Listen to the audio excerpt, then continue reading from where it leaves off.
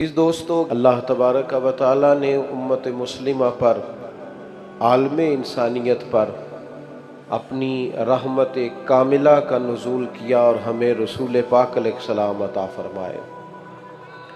سخا بن کر، عطا بن کر، کرم بن کر، وفا بن کر، خدا کا نور اترا لامکاں سے مصطفیٰ بن کر۔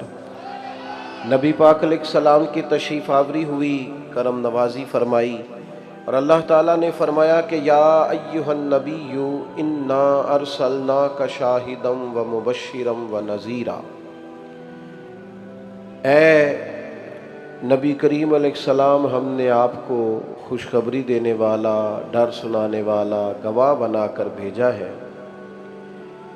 محبوب کو شانیں دی ہیں، محبوب گواہ ہیں تمہارے اعمال پر، محبوب تمہیں دیکھتے ہیں، محبوب تمہیں خوشخبریاں سناتے ہیں، محبوب تمہیں ڈر سناتے ہیں۔ میں نے اپنے محبوب کو عظیم شانیں دے کر بھیجا ہے، اب تم نے کرنا یہ ہے کہ لِتُؤْمِنُوا بِاللَّهِ وَرَسُولِهِ۔ اے لوگو، اللہ پر بھی ایمان لاؤ اور اللہ کے رسول پر بھی ایمان لاؤ۔ وَتُوَزِّرُوهُ وَتُوَقِّرُوهُ، پھر صبح و شام پھر نبی پاک کی تعظیم اور توقیر کرو، تم حد درجہ تعظیم کرو میرے نبی پاک علیہ السلام کی۔ وَتُسَبِّحُوهُ بُكْرَةً وَأَصِيلًا، اور پھر صبح و شام اللہ کی پاکی بیان کرو۔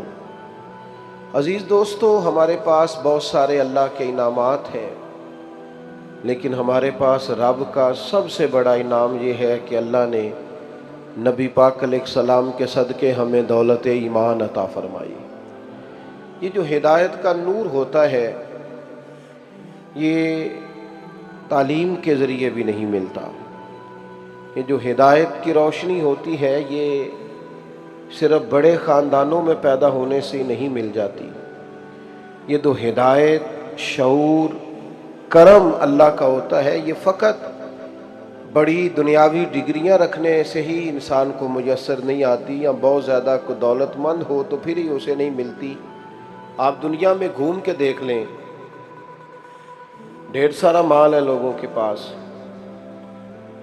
اور بہت بڑی بڑی ڈگریاں رکھتے ہیں، پی ایچ ڈی تک کے لوگ اپنے پاس اعزازات رکھتے ہیں، اور بڑے گھروں میں رہتے ہیں، اور کئی کئی ممالک کے اندر بزنس کرتے ہیں، لیکن اتنا بڑا گمراہی کا پردہ آنکھوں میں پڑا ہوا ہے کہ وہ بندہ جو پی ایچ ڈی اسکالر ہے، جو اتنے سارے ممالک میں کاروبار کرتا ہے، جو اپنے آپ کو بہت عقل مند جانتا ہے، مختلف حکومتوں کے ساتھ بیٹھ کر وہ گفتگو کرتا ہے، لیکن جب وہ اپنی روحانی تسکین کے لیے جھکتا ہے تو اپنے ہاتھوں کے بنائے ہوئے بت کے سامنے جھک جاتا ہے۔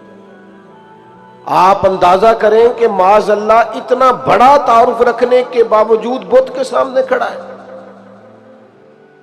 میں اور آپ کتنے خوش قسمت ہیں کہ اللہ تبارک و تعالیٰ نے بغیر محنت کے ہمیں یہ اعزاز دیا ہے۔ اس ماں کی گود میں آنکھ کھولی ہے اور اس باپ کی انگلی پکڑ کر چلنا سیکھا ہے جس نے پہلا نام ہی اللہ رسول کا بتایا ہے، صلی اللہ تعالی علیہ وسلم۔ ہدایت اور ایمان جو سینے میں موجود ہے، وہ ایمان کی طاقت، جیسے ہی گناہ ہوتا ہے تو ہمارا دل کھٹکتا ہے، اور غلطی کر جانے کے بعد جب طبیعت تڑپتی ہے اور بے چینی ہوتی ہے، پھر تو سمجھ لے کہ تیرے اندر ایک مومن بیٹھا ہے جو بار بار تجھے آواز دیتا ہے کہ یار تو ٹھیک نہیں ہے، تجھے ٹھیک ہو جانا چاہیے۔ وہ جو کسی غریب کی بات سن کے آنکھوں میں آنسو آ جاتے ہیں نا، اور وہ کسی بے بس اور بے کس اور مجبور کی بات سن کے دل نرم ہو جاتا ہے نا، تو یہ تیرے سینے میں ایک مومن بیٹھا ہے جو تیری طبیعت کو اس کے حق میں نرم کر دیتا ہے۔ یہ جو کلین شیف اور پینٹ شرٹ والا نوجوان بھی حضور کی نعت سن کے مدینے کی یاد میں رونے لگتا ہے نا، تو غلطیاں اپنی جگہ پہ، کمزوریاں اپنی جگہ پر یہ جو اندر تڑپ ہے، اور یہ جو اندر درد ہے، اور یہ جو اندر کیف ہے، یہ اندر ایک مومن بیٹھا ہے۔ ابھی بچہ پیدا نہیں ہوا، ابھی نکاح ہوا ہے، ابھی شادی ہوئی ہے، لیکن چڑھتی جوانی والا نیا نویلا دولہا جب میری طرح کے کسی شخص کے پاس آ کے کہتا ہے نا حضرت جی دعا کرنا اللہ بیٹا دے، میں نے حافظ قرآن بنانا ہے، اللہ تعالیٰ اگر اپنے فضل سے مجھے بیٹا دے تو میں نے عالم دین بنانا ہے، حضور کا نعت خواں بنانا ہے، دین کے کام پہ لگانا ہے، تو یہ جو آرزویں صبح و شام مچلتی ہیں اور یہ جو طبیعت مائل ہوتی ہے، تو یہ اندر ایک مومن بیٹھا ہے۔ ہمارے بہت سارے لوگ کہتے ہیں ہم تہی دامن ہیں، ہم غریب ہیں، ہم مجبور ہیں، ہم اس ملک میں رہتے ہیں جہاں حالات اچھے نہیں ہیں۔ تو میں آپ سب کی خدمت میں آج ایک بات عرض کروں گا، فقیری تو جیبوں کی ہے، اگر کہیں ہم تہی دامن ہیں تو معاشی طور پر کمزور ہیں، اگر کسی جگہ ہمارے پاس قلت ہے تو وہ وسائل کی ہے، لیکن ویسے ہم بڑے امیر ہیں، اس لیے کہ اللہ نے ہمارے ہاتھ میں جو دامن دیا ہے وہ امام الانبیاء کا دامن عطا فرمایا، ان کا دیوانہ ہوں، ان کا مجذوب ہوں۔ لوگوں کیا یہ کم ہے کہ میں ان سے منسوب ہوں؟ سرحد حشر تک جاؤں گا بے دھڑک، مجھ کو اتنا تو زیادہ سفر مل گیا۔ یہ جو دولت ایمان ہے، یہ طاقت ہے، یہ قوت ہے، یہ تیرے پاس وہ زادرہ ہے کہ جب قیامت کے دن تو میدان حشر میں نکلے گا نا، تو جہاں جہاں وضو کا پانی لگتا رہا ہے، نبی پاک فرماتے ہیں وہ چیزیں نور کی طرح چمکیں گی۔ یہ جو تیرے پاس دولت ایمان ہے، یہ میلاد شریف کی رات اپنے آپ کو طاقتور جانو، خوش قسمت جانو، کچھ سجدے صرف اس لیے کر ڈالو کہ ہم رسول پاک کے غلام ہیں۔ کبھی اپنے اوپر غور تو کر، تیرا اعزاز کتنا ہے؟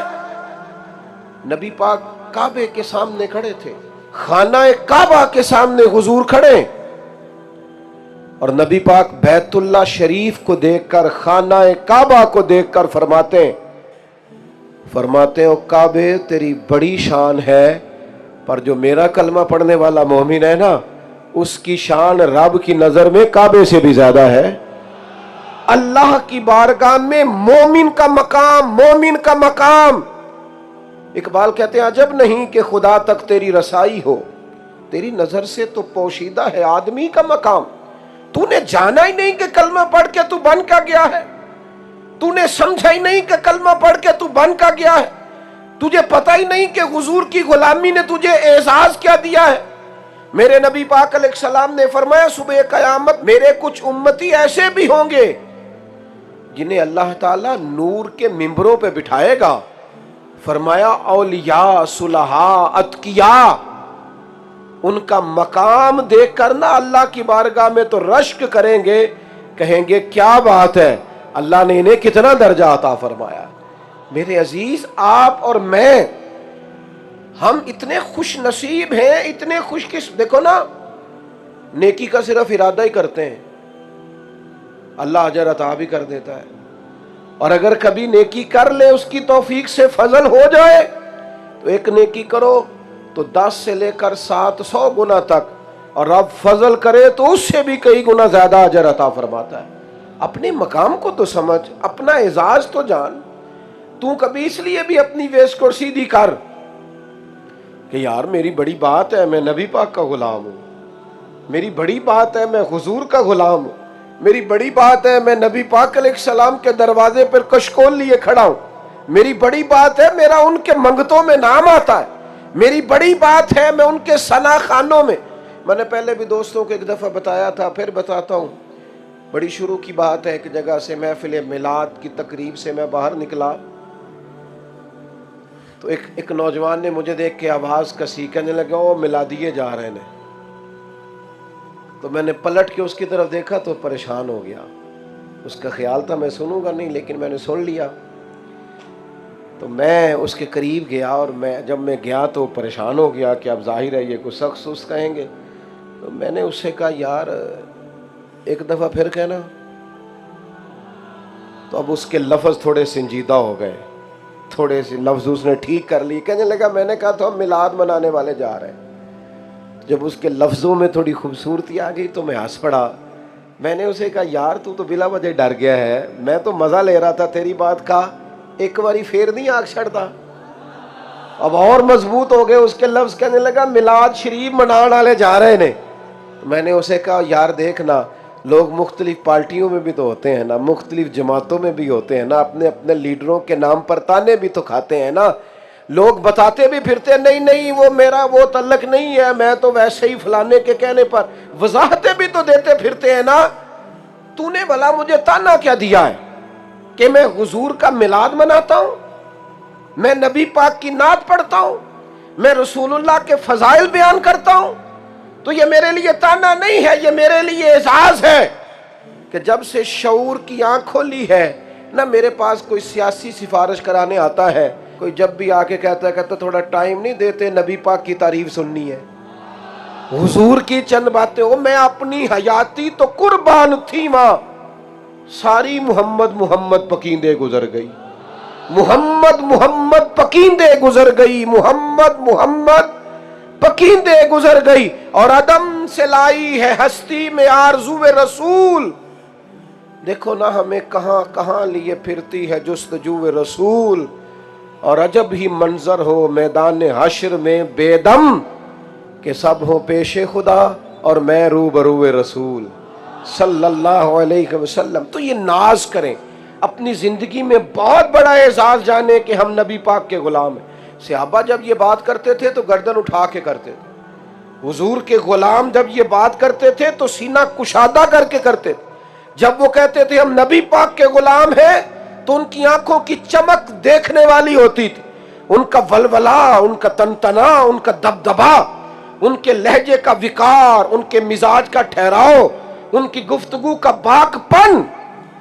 وہ بھیجا نا مسلمہ کذاب کے دربار میں جب حضرت حبیب بن زید کو نبی کریم نے، کپڑے سادے تھے لیکن جب وہ گھوڑے سے اترے اور انہوں نے اپنا درہ زمین پر یوں کر کے رکھا اور پھر اپنا نیزہ زمین پہ گاڑا، تو وہ سادے کپڑے والا درویش جدھر جدھر جاتا تھا نا، لوگ ان کو دیکھ دیکھ کے رعب کا شکار ہوتے جاتے تھے.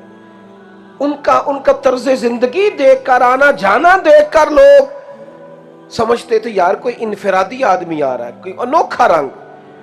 بہت بڑا اعزاز جانے اپنے لیے، سب سے بڑا، کہ ہم نبی پاک کے غلام ہیں. آپ اعزاز بنائے اپنی زندگی میں. اور قرآن مجید نے کہا لِتُؤْمِنُوا بِاللَّهِ وَرَسُولِهِ، اللہ اور اس کے رسول پر ایمان لاؤ. اپنے دل کے اندر ایمان کی خاص چاشنی کو محسوس کرنا ہے. ہم مسلمان ہیں.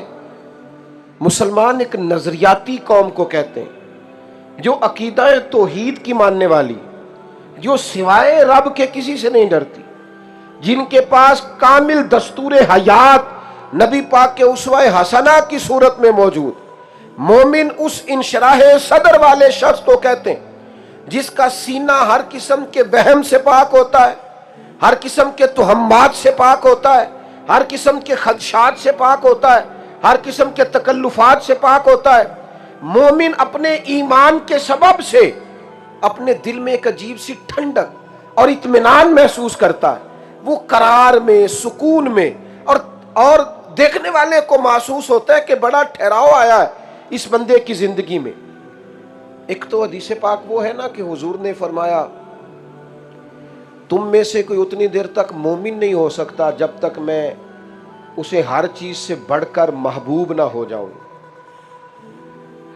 اور ایک حدیث پاک یہ بھی ہے، اس کو بھی آپ نے ضرور ذہن میں رکھنا ہے. حضور علیہ الصلوۃ والسلام نے فرمایا تم میں سے کوئی آدمی اس وقت تک بھی کامل مومن نہیں ہو سکتا جب تک اس کی نفسانی خواہشات اس دین کے تابع نہ ہو جائیں جو دین میں لے کے آیا ہوں. اس کی نفسانی، اس کی خواہش ہی وہ ہو جو اس کے نبی کی چاہت ہے.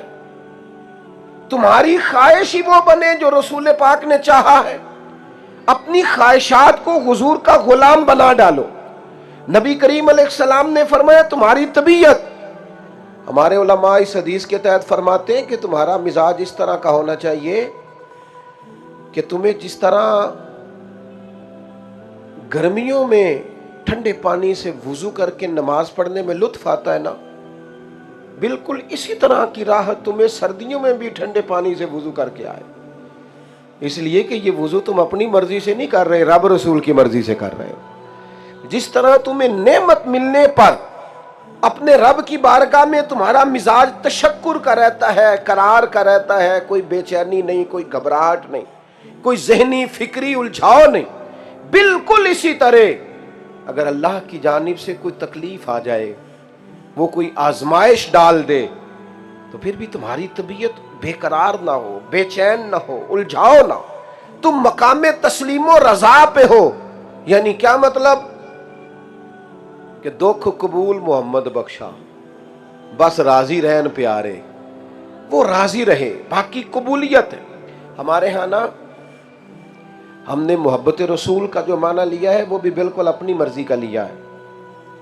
یہ محفلیں، جلسے، جلوس، اجتماعات، نعت خوانی، اذکار، نبی کریم علیہ السلام کے فضائل شمائل، یہ سب بھی محبت رسول کے نمونے، یہ بھی حضور سے اظہار محبت کے مختلف طریقے ہیں۔ یہ بھی نبی پاک علیہ الصلوۃ والسلام کی بارگاہ میں اپنی عقیدتوں اور محبتوں کا نذرانہ پیش کرنے کی ایک صورت ہے۔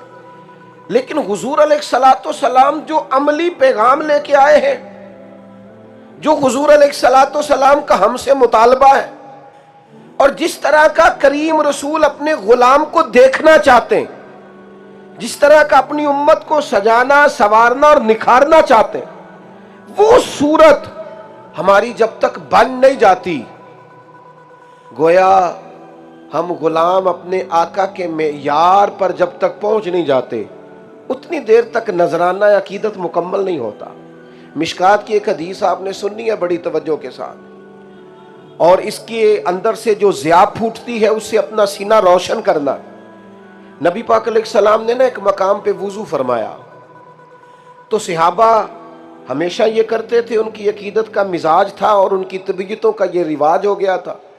کریم محبوب علیہ السلام نے نا وضو فرمایا تو وہ حضور کے جسم اطہر سے وضو کا جو پانی لگا ہوا تھا اس کو لے کے اپنے جسم پر ملنے لگے، اپنے چہروں پر ملنے لگے، اپنی آنکھوں پر ملنے لگے، عقیدتوں کا اظہار کرنے لگے۔ اب وہ منظر حضور کے چونکہ سامنے ہو رہا تھا، نبی پاک علیہ الصلوۃ والسلام نے ان کی ان محبت کو، قلبی کیفیت کو اور اس اندازے غلامانہ کو دیکھا تو حضور فرمانے لگے، کس چیز نے تمہیں مجبور کیا اس چیز پر؟ یہ جو تم میرے وجود سے لگے ہوئے وضو کے بچے ہوئے پانی کے قطرے لے کر اپنے جسموں پر مل رہے ہو اور اظہار محبت کر رہے ہو، کس چیز نے تمہیں اس طرف مائل کیا؟ تو صحابہ عرض کرنے لگے، یا رسول اللہ صلی اللہ تعالی علیہ وسلم، آپ کی محبت نے ہمیں مائل کیا ہے، آپ کی محبت نے ہمارا ذوق بنایا ہے کہ آپ کے وجود نور سے جو پانی لگا ہے وہ بڑا قیمتی ہے، بڑا متبرک ہے، تو ہم اسے حاصل کرنا چاہتے ہیں اصول برکت کے لیے۔ تو انہوں نے تو ایک بھرپور اظہار محبت کیا تھا نا، نہیں ایک پورا جذبے کا اظہار کیا تھا، لیکن وہیں اس محبت پر جو حضور کا مطالبہ ہے اور اس محبت پر جو رسول پاک علیہ السلام تعمیر کرنا چاہتے ہیں، اس کو نبی پاک نے فوراً بیان کیا۔ حضور فرمانے لگے، تم میں سے جو چاہتا ہے رب رسول سے محبت کرے، اور تم میں سے جو چاہتا ہے کہ اللہ رسول بھی اس سے محبت کرے، تو وہ تین کام کرے۔ کہا یا رسول اللہ صلی اللہ علیہ وسلم کون کون سے؟ تو دوستو آج کی اس محفل سے یہ پیغام آپ نے ضرور لے کے جانا ہے۔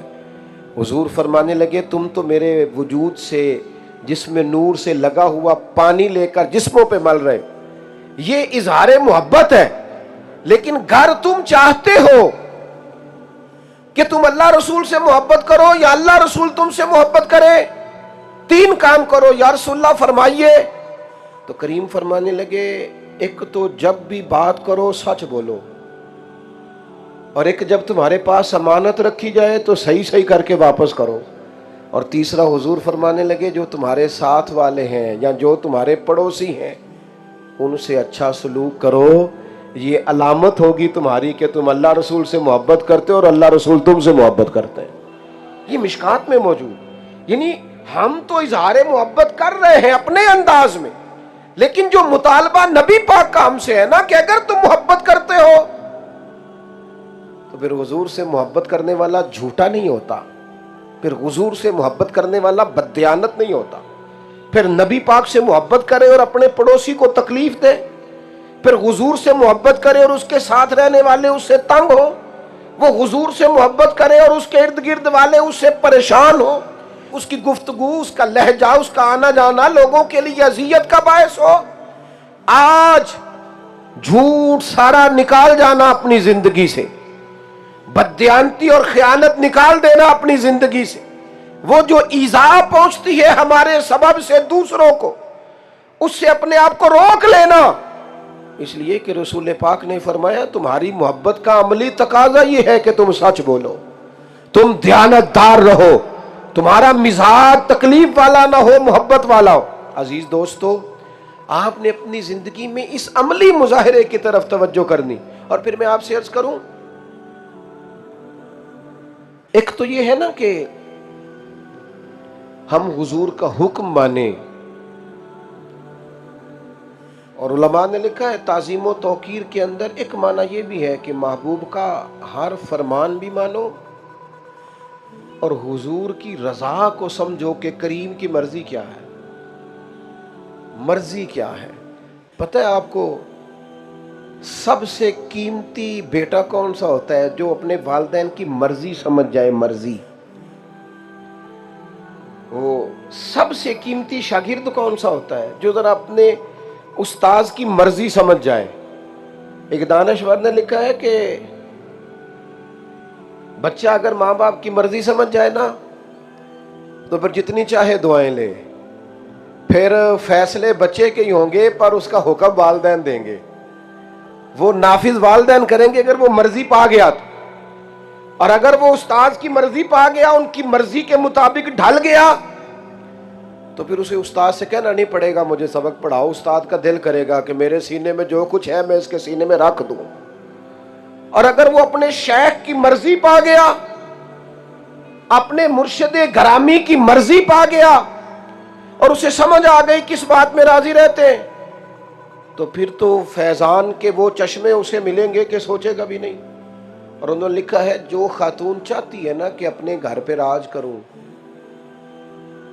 تو وہ کوئی اور طریقہ نہ اختیار کرے، وہ یہ دیکھے کہ اس کا خاوند کس بات میں راضی رہتا ہے۔ وہ اگر اسے راضی رکھنے میں کامیاب ہے تو اپنے گھر پہ راج کرے گی۔ جڑیاں خسماں دی وچ رضا وسن پاک جاگ جاندے ہو نہ گولیاں دے۔ اگر وہ سمجھ جائے جو انسان چاہتا ہے بلا مثال و بلا تشبیہ کہ دنیا اور آخرت میں وہ راحت کے ساتھ جیے،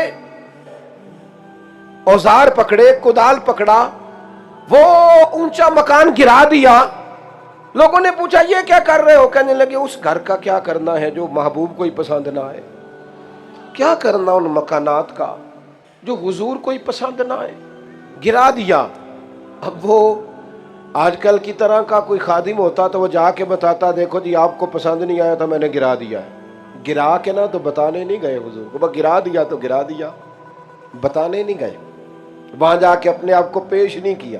وہ کوئی بارگاہ ایسی ہے کہ جہاں جا کے بتانا پڑے؟ وہ کوئی جگہ ایسی ہے کہ جہاں جا کے بتانا پڑے؟ لباں تے مورا لگیاں بولن دی جاچ ہی بھل گئی، اتھے زباناں تائیں کھولن دی جاچ بھل گئی، جا کے مدینے اتھرو میرے سوال بن گئے۔ کوئی بولنے کی جگہ ہے جہاں بندہ بول سکے، بات کر سکے؟ کوئی کلام نہیں، گرا دیا۔ حضور کچھ دنوں کے بعد وہاں سے گزرے، کچھ دنوں کے بعد، اور لوگوں سے پوچھا کہ یہاں تو بڑا بلند مکان تھا فلاں آدمی کا، اب وہ کہاں گیا؟ تو غلاموں نے عرض کی حضور آپ گزرے تھے نا، آپ کو پسند نہیں نہ آیا، پھر وہ آپ کی خدمت میں گئے تو محسوس کر رہا ہے کہ کریم کو نہیں اچھا لگا، قربان جائیں۔ حضور سید عالم نے وہیں کھڑے کھڑے ہاتھ اٹھائے، کہا اے اللہ اس پر رحمت فرما، اے اللہ اس غلام پر رحمت فرما، اے اللہ اس پر کرم فرما۔ او سنگیو، اس رنگ کو سمجھتے ہو کہ وہ موجود ہی نہیں ہے؟ وہ وہاں سامنے موجود ہی نہیں ہے جن کے لیے دعا ہو رہی ہے، اور دعا کون کر رہا ہے؟ اجابت کا جوڑا، عنایت کا صحرا دلہن بن کے نکلی دعائے محمد، اور اجابت نے جھک کر گلے سے لگایا بڑی ناز سے جب دعائے محمد، کیونکہ خدا کی رضا چاہتے ہیں دو عالم، خدا چاہتا ہے رضائے محمد صلی اللہ علیہ وسلم۔ گر چاہتے ہو نا یہ والی دعائیں ملیں رسول پاک کی، یہ والا کرم نصیب ہو، تو پھر سمجھ جاؤ رب رسول کی مرضی کیا ہے، پھر غور کرو کہ حضور پسند کیا کرتے ہیں، پھر اس پر توجہ کرو کہ وہ چاہتے کیا ہے اپنے غلاموں سے، وہ کس طرح کا اپنے غلام کو سجا ہوا، سنورا ہوا، نکھرا ہوا دیکھنا چاہتے ہیں۔ زندگیاں ہماری بیت جاتی ہیں لوگوں کو راضی کرنے میں۔ آپ یقین کریں، میں نے وہ لوگ دیکھے ہیں جو ذہنی طور پر تھک گئے، جو لوگوں کو مطمئن کرنے میں اتنا زیادہ بولے کہ وہ ان کا ذہن، وہ یادداشت کھو بیٹھا کہ میں نے کل کیا کہا تھا اور آج میں کیا کہہ رہا ہوں۔ صرف عوامی سطح پر اپنے آپ کو کلیئر کرتے کرتے اتنی دور نکل گئے کہ ذاتی زندگی کوئی نہ بچی، اپنا کچھ بچا ہی نہیں۔ دوستو چھوڑو، ادھر کی دنیا راضی کی تو ادھر کی ناراض ہو گئی، اس طرف کے لوگوں کو خوش کیا تو دوسری جانب کے بگڑ گئے۔ اپنے محبوب کی رضا تلاش کرو، اپنے نبی پاک علیہ السلام کی مرضی پہ چلنا سیکھو۔ ہمارے دنیا میں سب سے بڑے، دنیا اور آخرت میں کوئی خیر خواہ ہیں تو وہ مدینے والے محبوب ہیں۔ اپنے محبوب کی رضا، اور صحابہ نے نا والہانہ انداز میں باتیں مانی ہیں نبی پاک کی، والہانہ انداز۔ جس طرح کسی نے لکیر کھینچ لی اور پھر عمر بھر اس کا لکیر کا فقیر نہیں رہا، کسی نے کچھ طے کر لیا تو پھر ساری زندگی اس پر زندگی گزار نہیں دی۔ حضرت حکیم بن حزام رضی اللہ تعالیٰ عنہ کہتے ہیں، میں حضور کی بارگاہ میں تھا تو حضور نے مجھ سے ایک وعدہ لیا، فرمایا کسی کے سامنے اپنے ہاتھ نہ پھیلانا، کبھی کسی بندے کے سامنے کشکول طلب دراز نہ کرنا۔ اور دوستو سنو، دنیا دار کچھ بھی نہیں دیتے، سیٹھ، نواب، امیر رشتہ دار، امیر دوست، اب کچھ بھی نہیں دیتے، بلکہ ہم نہ کہہ کر، گزارش کر کے اپنے لفظوں کا بھرم خراب کرتے ہیں۔ ہم کسی کے سامنے اپنے ہاتھ پھیلا کر اپنے وقار کا جنازہ نکالتے ہیں، ہم کسی کو اپنا دکھڑا سنا کر اپنے لفظوں کو بے آبرو کرتے ہیں۔ نبی کریم صلی اللہ علیہ وسلم نے فرمایا حکیم کسی کے سامنے سوال نہیں کرنا۔ حضرت حکیم بن حزام کہتے ہیں بس طے کر لیا، بس حضور نے کہہ دیا بات ختم ہو گئی، ہم نے نہ کبھی قطرے پہ غور کیا اور نہ دریا دیکھا، بس جہاں تیری جھلک دیکھی وہیں ڈوب گئے۔ حضور کا وصال ظاہری ہوا، حضرت صدیق اکبر نے انہیں بلایا، فرمایا میں سب کو وظائف دے رہا ہوں، آپ بھی قبول کر لیں۔ کہنے لگے ابو بکر باقیوں کو دے دیں، میں نہیں لے سکتا، میری مجبوری ہے۔ حضرت صدیق اکبر کا وصال ظاہری ہوا، حضرت عمر کا دور آیا، جناب فاروق اعظم نے بلایا اور بلا کے کہا حکیم یہ قبول کر لے، میں سب کو دے رہا ہوں۔ جناب حکیم بن حزام کہنے لگے عمر نہیں چاہیے، کسی اور کو دے دیں۔ حضرت سیدنا فاروق اعظم رضی اللہ تعالیٰ عنہ نے نا ان سے بات کر کے جب انہوں نے انکار کیا تو لوگوں کے مجمع پر نظر ڈال کے کہا لوگوں دیکھو میں اسے دیتا ہوں اور یہ قبول نہیں کرتا۔ حضرت حکیم بن حزام وہاں سے اٹھے اور گویا یہ کہتے ہوئے اٹھے کہ عمر نہیں لے سکتا نا، میں نے کریم سے وعدہ کیا ہے کہ کسی کے سامنے ہاتھ وہ کوئی بھی ہو، میں اب رب رسول سے لیا ہے تو اس کے بعد میں کسی سے کچھ قبول وعدہ جو کر لیا ہے، سانو تے قید سجن دا گہنا ہے، وہ جنج رکھے ایسا اونج رہنا ہے۔ بس حضور نے کہہ دیا بات ختم ہو گئی۔ صحابہ نے نا ان چیزوں پر پورا ڈیرا ڈال کے رکھا جو انہیں حضور نے کہی تھی، انہوں نے پوری خوبصورتی کے ساتھ وہاں پڑاؤ ڈالا۔ انہوں نے کہا ہمارے لیے عرف آخر ہے ہمارے نبی پاک کی بات، حضور پر ایمان لائے، تعظیم و توقیر کی اور اس طرح کی غلامی کی کہ پوری طرح حضور کی غلامی میں محو ہو گئے۔ میں اور آپ دو کشتیوں کے مسافر ہیں، ہم جدت بھی ساری اوڑھنا چاہتے ہیں، ہم جو نیا رواج آتا ہے وہ اختیار بھی سارا کرنا چاہتے ہیں، لیکن تکلیف کی بات یہ ہے کہ کہ ہم بے سکون رہتے ہیں، پریشان رہتے ہیں، کیونکہ اوپر سے ہم بھاگ بھاگ کے دنیا اختیار کرتے ہیں اور ہمارے من کے اندر حضور کا غلام بیٹھا ہے، وہ ہمیں بار بار آواز دیتا ہے، نہیں واپس آ، تیرا گھر تو کوئی اور ہے، تو واپس آ، تیری جگہ تو کوئی اور ہے، تو کہاں جا رہا ہے، تیرا مقام تو کوئی اور ہے، تو لوٹ آ، تیرے لیے تو اللہ رسول کی بارگاہ میں انعام کچھ اور ہے۔ حضرت خالد بن ولید رضی اللہ تعالیٰ عنہ بڑے جرنیل قسم کے آدمی تھے اور بڑے دلیر تھے، زندگی میدانوں میں گزری، پرواہ نہیں کی کبھی انسانوں کی، مزاج نہیں تھا، آگے بڑھتے رہنا، جہاد میں رہنا، سفر میں رہنا ان کا مزاج تھا۔ حضرت عمار بن یاسر غریب آدمی تھے، لیکن ان کا اعزاز یہ تھا کہ وہ نبی پاک کے پیارے ہیں۔ کسی بات میں شکر رنجی ہو گئی، اختلاف رائے ہو گیا، جناب عمار ابن یاسر رضی اللہ تعالیٰ عنہ اس بات سے رنجیدہ خاطر ہوئے، دل جب ٹوٹا تو وہ دکھ کے جذبات آنسو بن کے رخساروں پر بہہ نکلے۔ حضور کی بارگاہ میں پیغام گیا، انہیں محبوب کی بارگاہ میں پیش ہو کے موقع ملا اپنی بات عرض کرنے کا۔ حضور نے نہیں کہا حضرت خالد بن ولید سے کہ آپ ان کو راضی کریں یا آپ ان سے بات کریں۔ اول تو صحابہ میں کبھی کوئی عداوتیں ہوتی نہیں، رنجشیں ہوتی نہیں، عداوتیں تو رہتی نہیں اور رنجشیں بھی نہیں ہوتی، اور کبھی ہوں بھی نہ، صرف اس لیے ہوتی ہیں کہ ہمیں صلح کے طریقے سمجھ میں آ جائے، ہمیں پتہ چل جائے کہ رائے کے اختلاف کے باوجود بھی خلوص کیسے ہوتا۔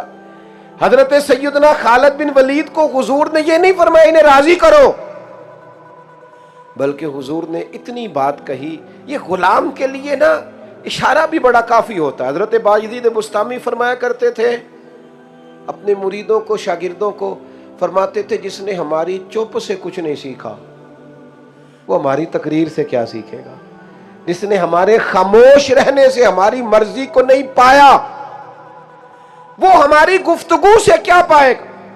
تو پا ہی نہیں سکا، بات کو سمجھ ہی نہیں سکا۔ حضور نے حضرت سیدنا خالد بن ولید کو یہ نہیں فرمایا عمار کو راضی کریں، بلکہ محبوب نے مطلق کہا،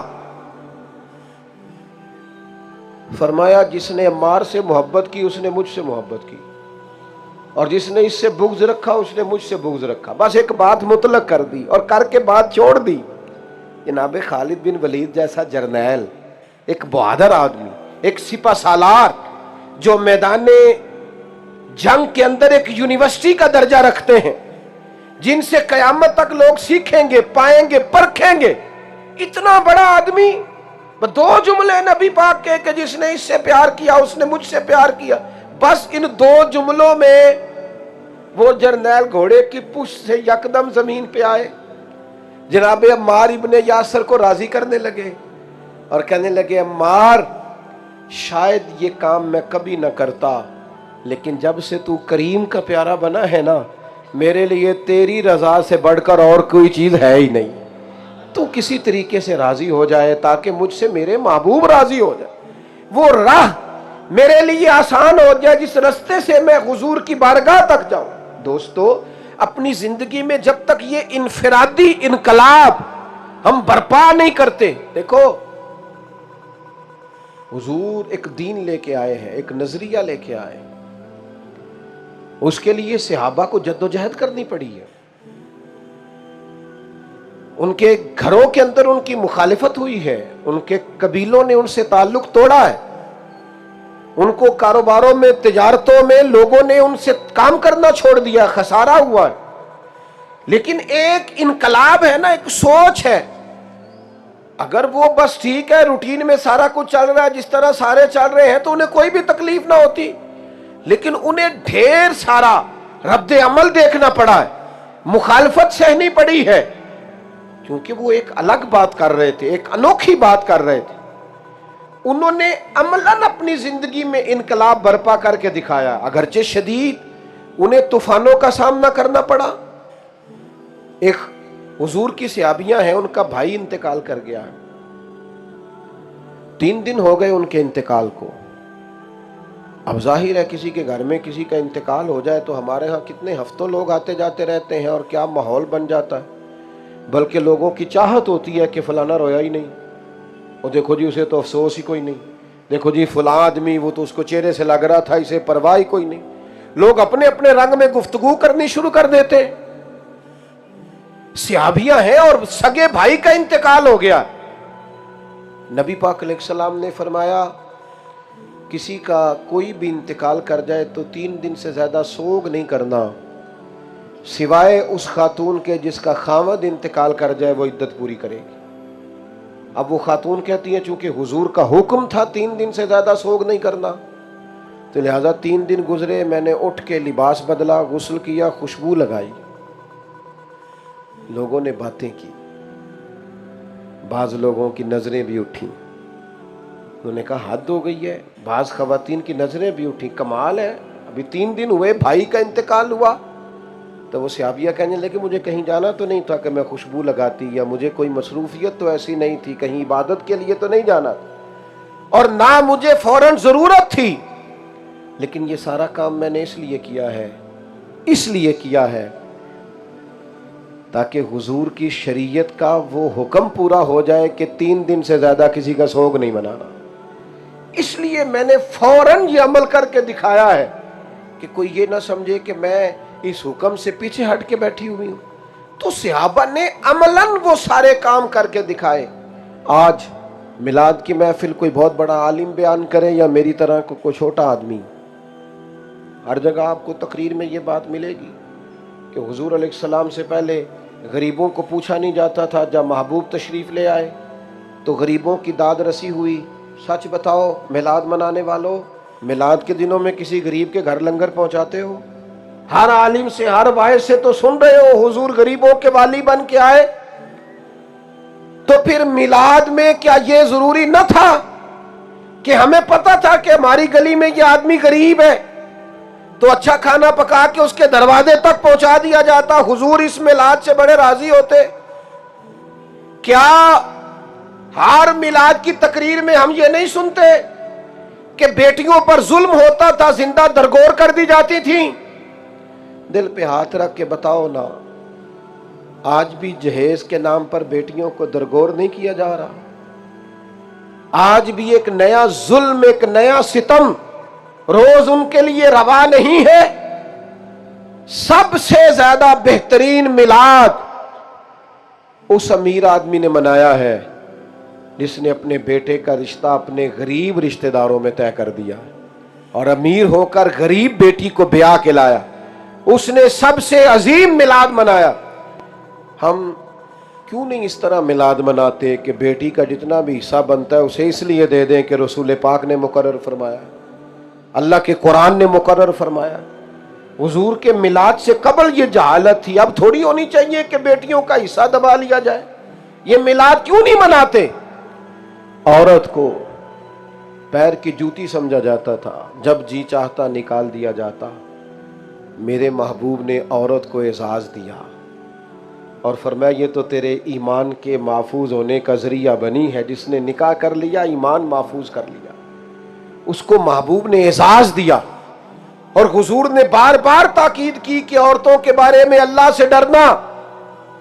تو اللہ کرے نا کچھ میلاد اس طرح کا بھی منائے ہم کہ 12 ربیع الاول کے بعد اپنا رویہ نرم کریں اہل خانہ کے حق میں.